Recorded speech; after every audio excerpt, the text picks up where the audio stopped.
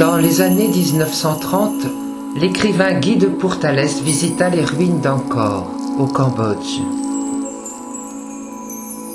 Il déplora « J'ai devant moi non seulement une capitale vide, mais 700 ans sans annales. » Les temples d'Angkor vivaient alors une lente agonie qui a commencé en 1431, date à laquelle la capitale de l'Empire khmer fut désertée par le roi et sa cour. Les temples étaient captifs d'une jungle oppressante dont les arbres puissants les enserraient tels des tentacules de pieuvre.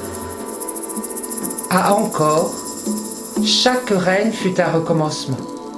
Chaque nouveau roi s'employait à construire un ou plusieurs temples, repoussant toujours plus loin les limites de la ville. Les temples de l'antique capitale du Cambodge sont bien plus que des blocs massifs de pierre emboîtés avec brio, sans mortier. Ils ont été érigés pour être la résidence des dieux qui venaient ainsi vivre parmi les hommes et les combler de bienfaits. Les temples permettaient aux monarques d'asseoir leur pouvoir et leur autorité. Chaque temple possédait des statues. Elles ne sont pas de simples représentations du sacré, mais des divinités de pierre. Elles incarnaient d'abord l'hindouisme, puis le bouddhisme, selon le choix religieux des souverains de l'Empire khmer. La cité comptait environ 700 000 habitants et couvrait une superficie de plus de 1000 km². L'Empire khmer fut fondé au début du IXe siècle par Jayavarman II. Les Khmers adoptaient deux dispositions pour construire leur sanctuaire. D'une part, le temple plat, légèrement surélevé, avec des tours dédiées aux souverains et aux défunts, et d'autre part, le temple montagne, qui est constitué d'une ou plusieurs pyramides. Ce sont des lieux où se fait la communication entre le ciel et la terre, pour le bénéfice du souverain, de sa famille et de sa cour. Au IXe siècle, sous le règne de Jayavarman II, l'hindouisme s'implante. Le souverain pensait que cela servirait mieux son règne et ses desseins. Le culte de Vishnu, ou Sampot en khmer, est connu comme maître du cosmos et protecteur du monde. C'est Angkor Wat qui va l'incarner.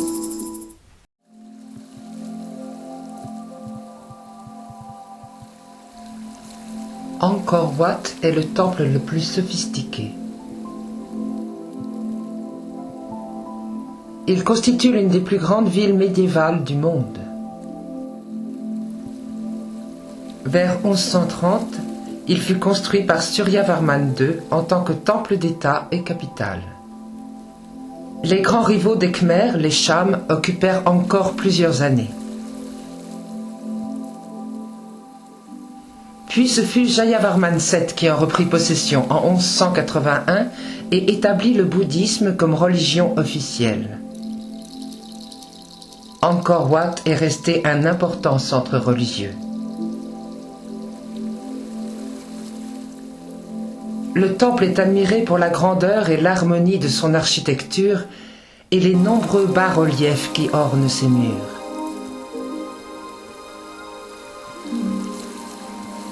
Les murs d'Angkor sont couverts d'apsaras, les danseuses célestes.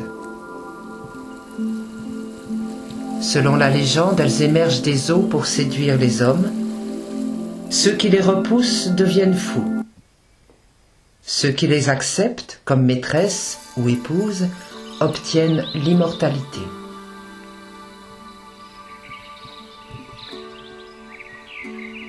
Chaque visage a sa beauté et sa propre expression.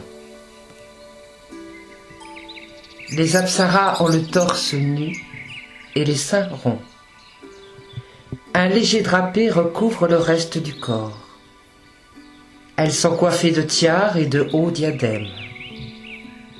Les apsaras symbolisent la vie insouciante, pleine de beauté et de sérénité.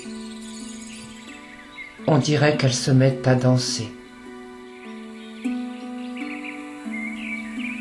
Il est considéré comme un devoir religieux de les caresser en passant. Le successeur de Suryavarman II, crédité du titre de créateur d'Angkor, entreprit des aménagements gigantesques, avec la construction de digues et l'édification de nombreux monuments de pierre. À cette époque, les constructions prirent de l'ampleur et chaque souverain construisit de nombreux temples. Takeo est temple d'État, un temple montagne classique, avec des tours élevées sur la plateforme pyramidale à des niveaux très escarpés. Les travaux furent interrompus, ils ne reprirent jamais, d'où l'aspect assez brut.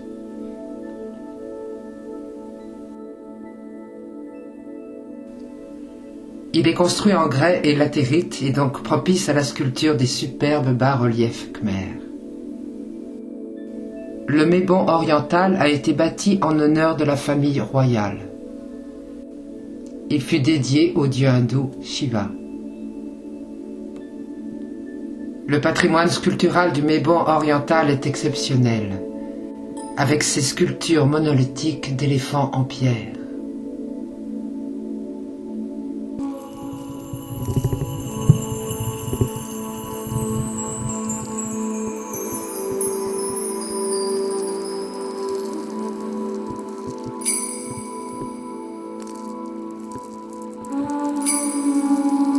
À la différence de la plupart des autres monuments d'Angkor, Taprom a été laissé dans un état proche de sa redécouverte au début du XXe siècle.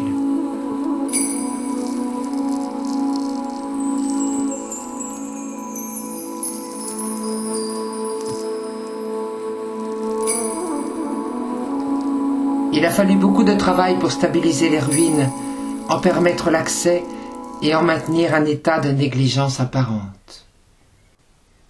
On atteint une enceinte par une longue allée conduisant au Gopura.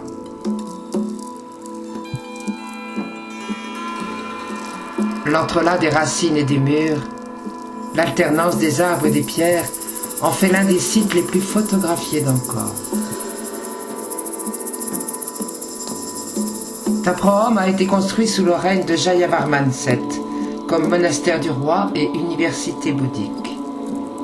Le site personnifie la sagesse.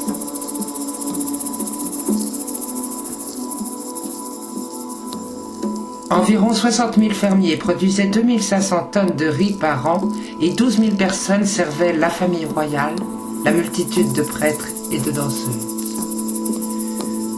Dans le culte à Bouddha, on s'agenouille, on joint les mains au niveau de la poitrine et on s'incline en avant en signe de respect.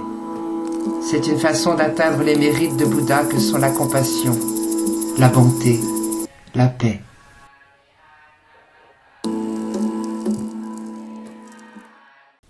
Le Nikpen est un petit temple bouddhique.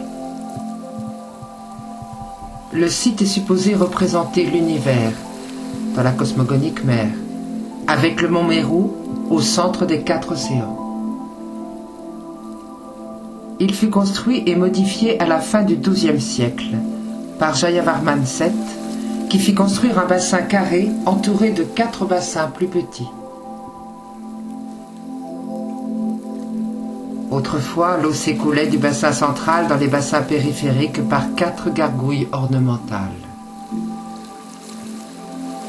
Au centre du grand bassin, une île circulaire sur laquelle est édifié le prasat central, entouré de 2 nagas. Ce dernier servait au rite de purification. Le Prekan est un temple bouddhiste construit par le roi khmer Jayavarman VII. L'entrée est précédée de part et d'autre du passage par des gardiens, Dvarapala. Prekan veut dire épée sacrée en khmer. Il était un complexe monastique bouddhiste nommé Jayakri, ou victoire glorieuse, en l'honneur de la victoire sur les Chams en 1191.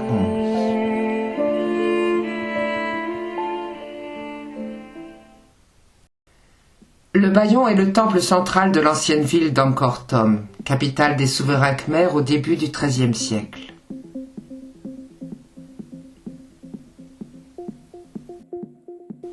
Le nom d'Obayon dérive du Pali, ou palais céleste du dieu Indra. Le temple, selon la légende, en est le reflet terrestre.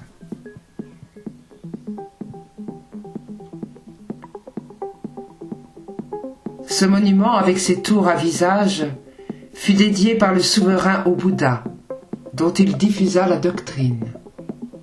Il constitua l'apogée de l'art bouddhique ou Mahayana.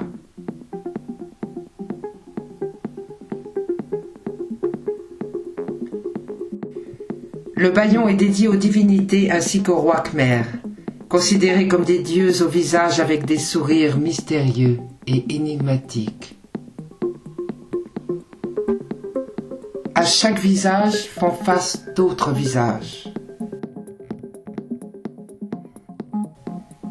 Ils incarnent le Bouddha, c'est-à-dire l'ouverture, la générosité, la compassion et la sérénité. Selon les souverains, regarder avec intensité les sculptures donne l'occasion de se concentrer, de dépasser les conflits et de gagner la paix de l'esprit.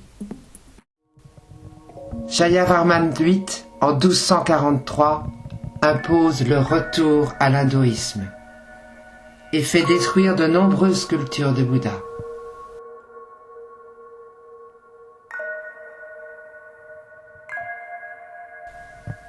Puis au milieu du XIVe siècle, le bouddhisme reprend le dessus, sous sa forme Theravada, une nouvelle voie religieuse, beaucoup plus simple dans son approche du sacré.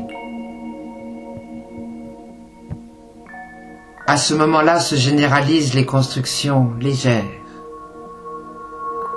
Et le déclin du royaume khmer va ensuite être rapide. Son territoire se rétrécit suite à des guerres incessantes avec les Thaïs et les Chams. Enfin, Angkor est définitivement abandonné comme capitale. Pour expliquer le déclin de l'Empire khmer, les spécialistes ont avancé de nombreuses explications. La plus probable est la suivante. Angkor aurait été condamné par cette même ingéniosité qui transforma un ensemble de petits fiefs en empire. La civilisation khmer avait appris l'art d'apprivoiser les déluges saisonniers de l'Asie du Sud-Est, en stockant l'eau dans d'immenses bassins appelés barailles pour éviter les inondations et la restituer en période de sécheresse.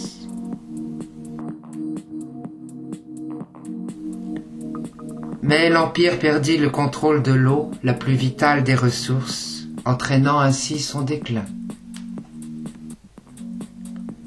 Des sécheresses sévères et prolongées, ponctuées par des pluies torrentielles, auraient anéanti le système hydraulique.